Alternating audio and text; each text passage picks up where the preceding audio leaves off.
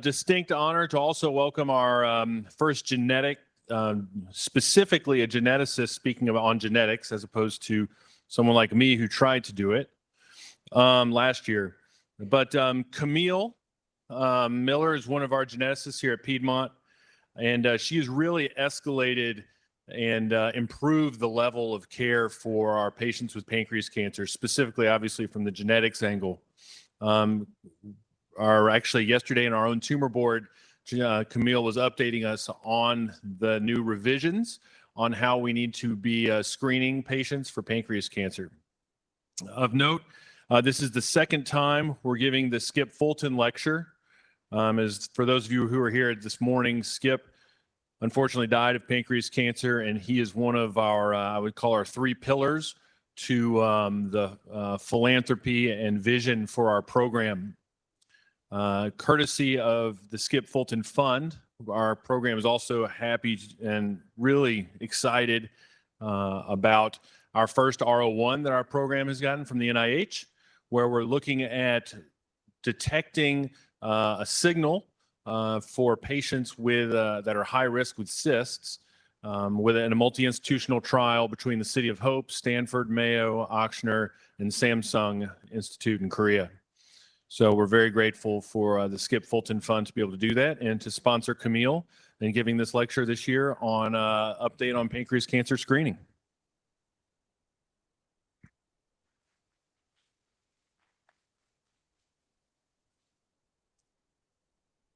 Thank you, Dr. Page, and thank you everyone for having me today.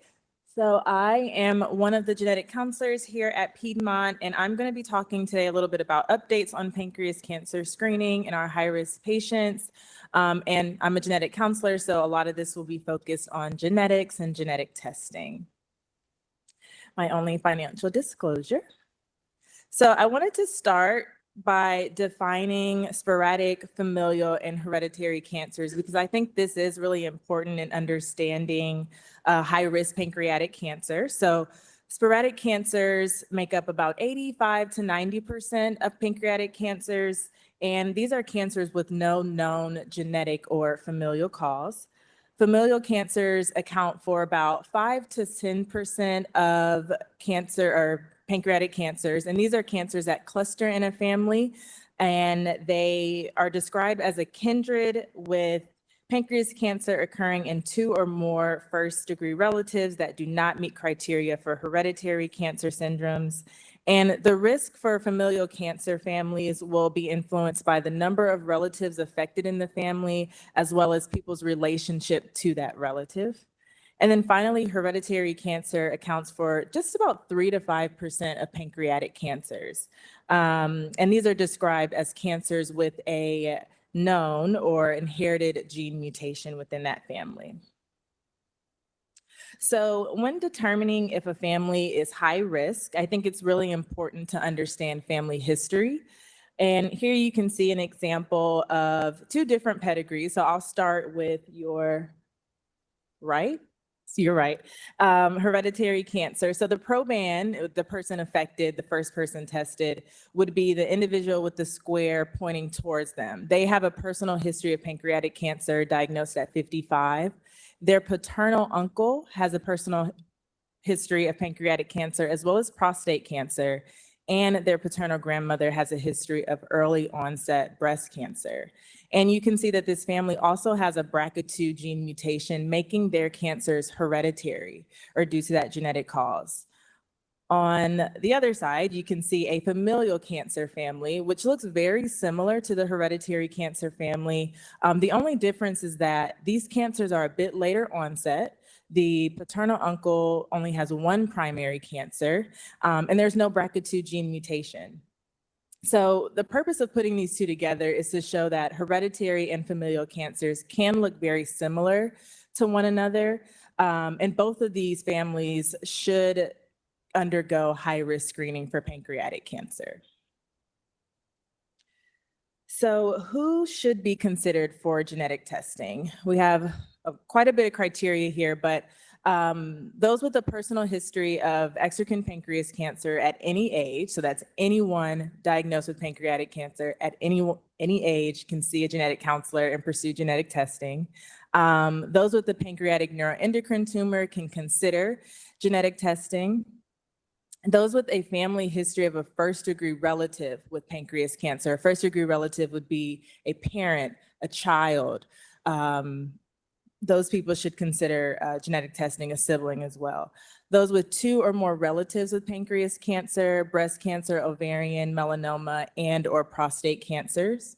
And then some other things that we think about are those with Ashkenazi Jewish ancestry, unexplained chronic pancreatitis, cancer diagnosed at a younger age. So we're thinking anything younger than 50, those with multiple primary cancers, and those individuals with same or related cancers and multiple relatives. We're thinking things like colon, uterine, stomach cancers. The list can go on there. So when we are thinking about the genes associated with hereditary pancreas cancer, we saw in a couple slides back that family had a BRCA2 gene mutation. That's one of the more common genes that we'll see in a family, but there are several genes that we think about in hereditary pancreatic cancer. So the more common ones would be, of course, BRCA1 and 2, ATM, PALB2, as well as the Lynch syndrome genes. You can see there. And then some more rare genes that we don't normally see in families, but still confer a high risk for pancreatic cancer would be STK11, CDKN2A, that's Peutz-Jeghers syndrome, and familial atypical multiple melanoma. And some other genes that we loop in there, more so associated with neuroendocrine tumors, pancreatic neuroendocrine tumors would be MIN1, CDKN2B, VHL, TP53, APC. And then of course, I wanted to include the pancreatitis genes in there as well, PRSS1 and SPINK1, because we know hereditary pancreatitis can increase that risk for pancreatic cancer in a family. So when someone is thinking about pursuing genetic testing to identify whether or not their family might have a genetic mutation, be a carrier, it could be a good idea to see a genetic counselor. And I wanted to include this. This is our genetics team here at Piedmont. We're missing a few faces, but we're happy to see anyone who has a family history or personal history of cancer. Just want to talk about what those options are. I brought a few program cards with me too, if anyone wants to pursue that. But as genetic counselors, we educate patients on what it means to carry a gene mutation. We assess their risk or their genetic risk by taking things like their personal history, understanding their family history. We facilitate their testing and provide pre and post-test genetic counseling to these families and patients. We talk about prevention, disease management, possible next steps should they test positive for a gene. Provide emotional support for families, and offer resources and more advocacy information should they test positive. So we talked a lot about the genetic testing part of things, hereditary cancer. I think it's important that we talk a lot about who's at a high risk for pancreatic cancer aside from that, because we know that majority of pancreatic cancers do not have a hereditary cause. So of course, those gene positive patients or people are involved, those with the family history, those with non-genetic risk factors, things like age, weight, tobacco use, diabetes, those with hereditary chronic pancreatitis should be looped in there as well. So 3 out of these 4 groups listed here have specific screening guidelines. So right now, there are 2 different modalities for pancreatic screening, MRI and EUS or endoscopic ultrasound. And these 2 modalities are vary based on the frequency of how often they should be done or the intervals at which they should be screened. But there are a lot of groups that suggest a 6 to 12-month interval for screening. Usually it's annual though. So when and how someone should be screened will depend on their genetic history, as well as their family history.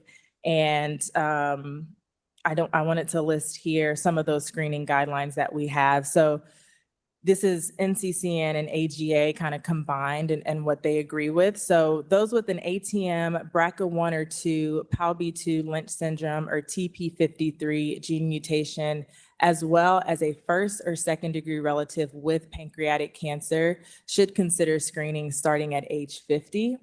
I'll say that there are a couple of groups that are deviating from that idea that they have to have that gene mutation with the family history. I know a CAP study was done showing that with just that gene mutation, you can still do that screening, that annual screening, even if you don't have a first or second degree relative with pancreatic cancer. So those with STK11 gene mutation or Peutz-Jeghers syndrome should consider screening between 30 and 35. And those with CDKN2A gene mutation should consider starting screening at 40. Again, for all of these, it's 10 years younger than that earliest diagnosis in the family. Those with the familial pancreatic cancer, so that would be anyone with 2 or more close relatives with pancreatic cancer in the family, should consider screening starting at 50.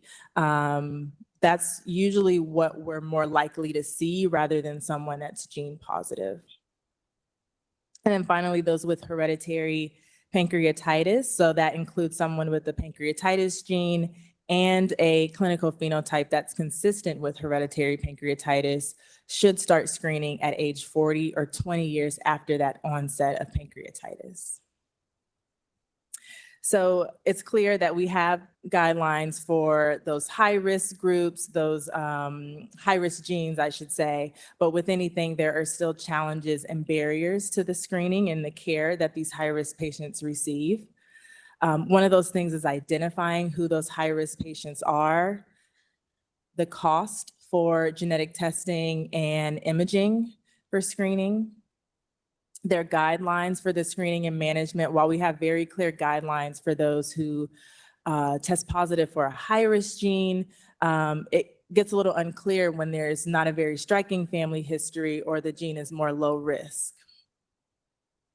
Access to genetic services as well as access to high-risk pancreas care can certainly be a barrier for these groups.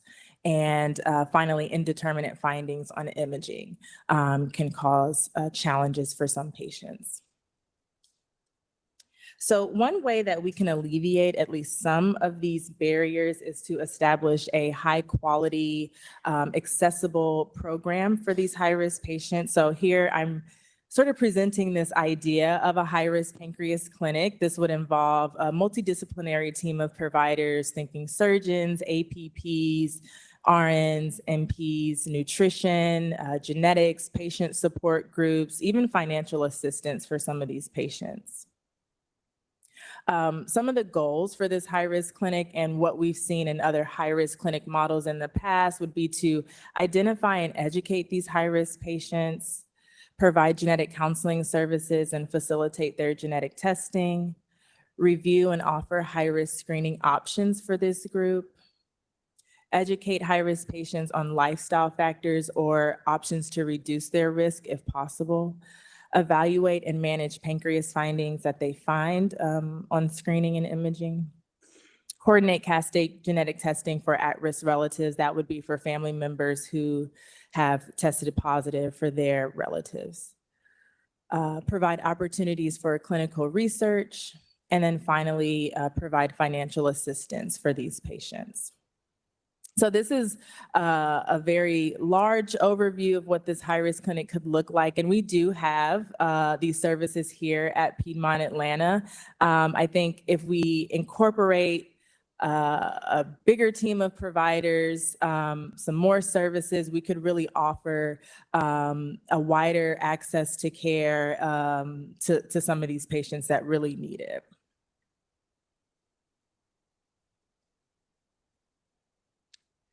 So that was a very brief talk, but I did want to thank everyone for your attention today. And I wanted to take the time just to mention, like Dr. Page was saying, that this is a memorial lecture in honor of Mr. Rich Skip Fulton.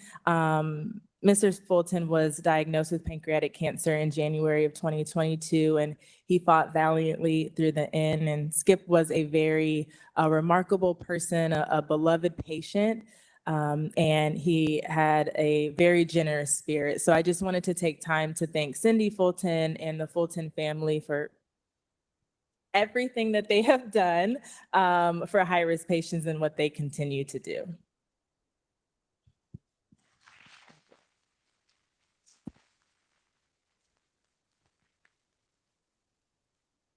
Thanks, Camille. Great. I really appreciated that, especially the tribute to Skip and his family who are with us today. Could you go back to your challenges and barriers slide? I think we could spend like a whole day on the challenges and barriers slide. And there are actually a few patient organizations here who really are trying to help in this department.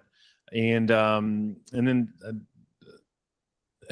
actually curious to talk about the high-risk clinic after that, since we do have a couple minutes. But awareness and education for pancreas cancer compared to other cancers, I think is way too low. And I don't know how to fix that. A lot of the groups out in the hallway in the forum know how to fix that better. But I think it actually starts with conferences like these. And I think everybody here could do a better job of trying to help increase awareness. And our group is trying to go out in the community and do some of that. But if people have ideas or suggestions, I just want to get a little bit socialist in a way, is just whatever we can do as a community to help improve that awareness from the ground up is going to help awareness by detecting cancers earlier.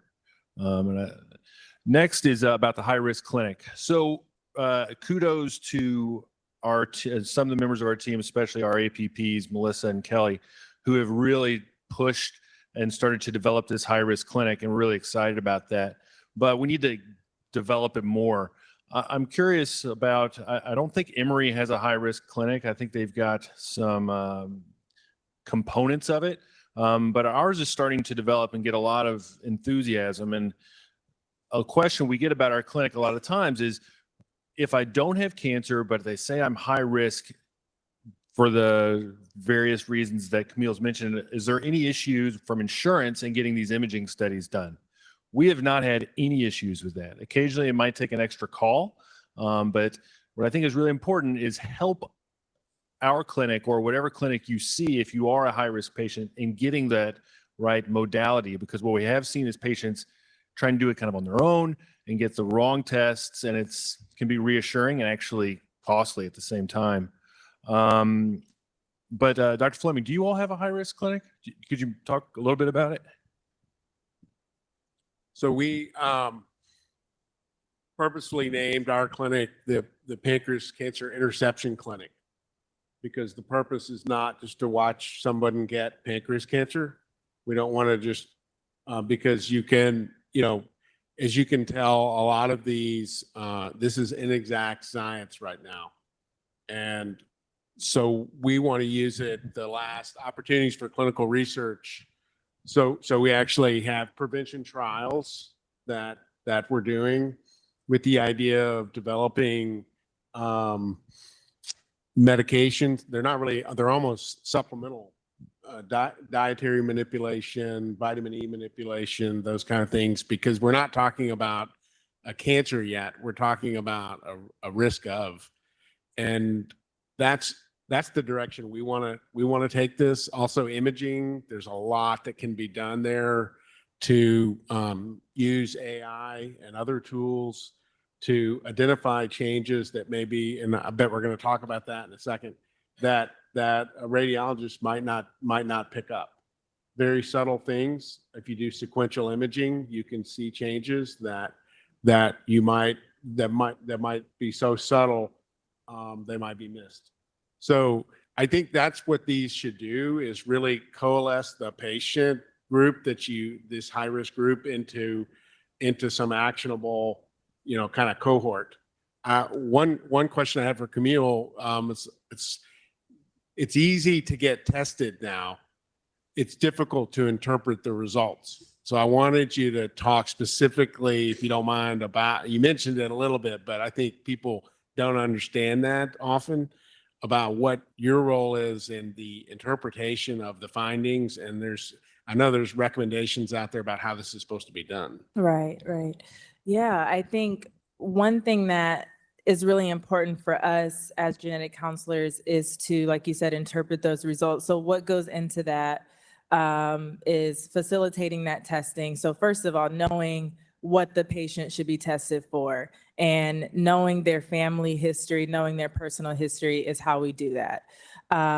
Once that test result comes back positive for something, it really goes into understanding what are the guidelines that follow with that positive result and what specialists do they need to see after that. Because we talk a lot about pancreas cancer, but if someone has a BRCA2 gene mutation, that then means that they need to see a breast specialist. They need to see a gynecologic oncologist to be treated for that high risk. So that's pretty much what goes into interpreting those test results. And I missed the second part of your question, but yeah, we are really focused on making sure that we are reaching out to those specialists. There's lots of data that comes back with those tests that are variants of unknown Oh, significance. right. You know what I mean? Yeah, Those, yeah.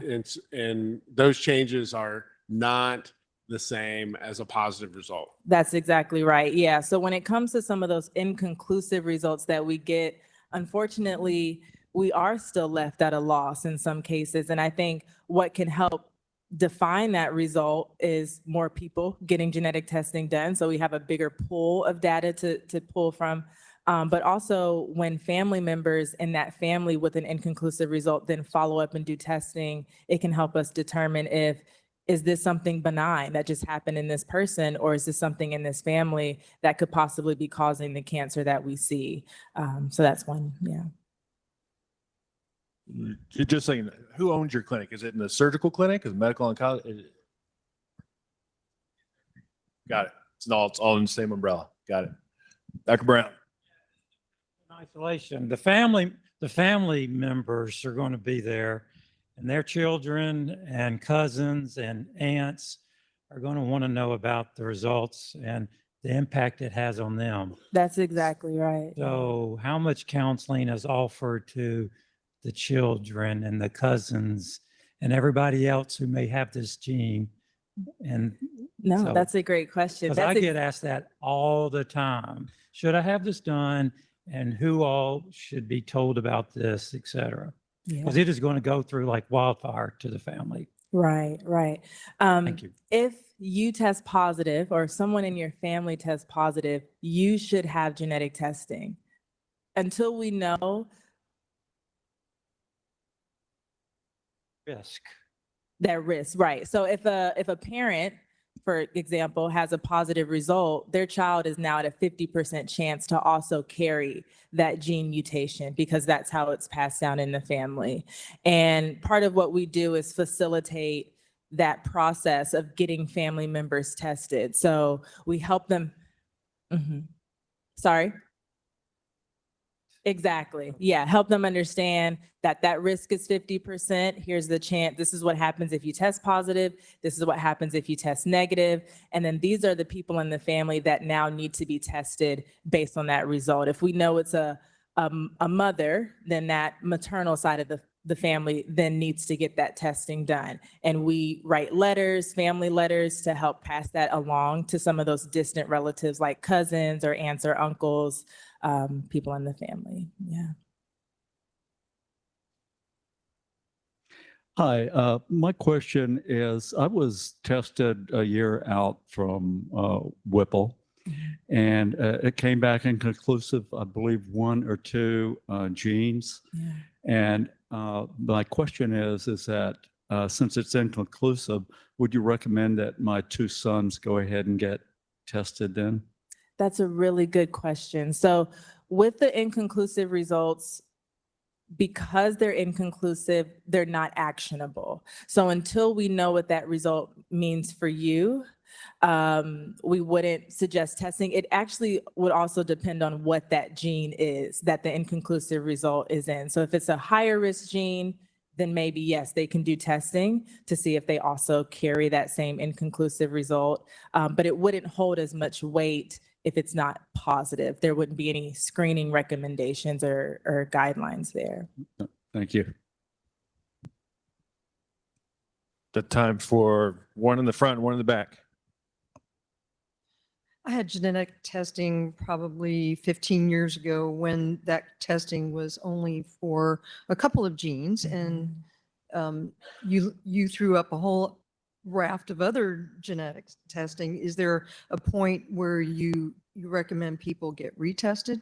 I do. I think if it's been 10 plus years since you've had your initial genetic testing, updated testing would be a great idea, just because like you said, there are so many more genes that we know about. And even the genes that you could have been tested for 15 years ago, there are updated screening recommendations for those genes and updated guidelines. So, yeah.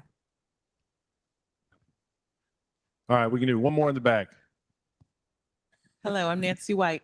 Hey. My father passed away with pancreatic cancer, and I don't have any other diseases. So how would I go about getting genetic testing? Do I need to ask my primary care physician to give me a referral, or do I call your department specifically and get an appointment? Thank you. Yeah, thank you for that question, and sorry for your loss. I think either of those options work. So I can give you one of my cards. You can call our department directly, but a primary care physician should know how to order testing, but also who to refer out to if they need to order testing through someone else. Get my email address and email me and I'll take care of it. By calling Camille. Thanks, Camille. Thank you.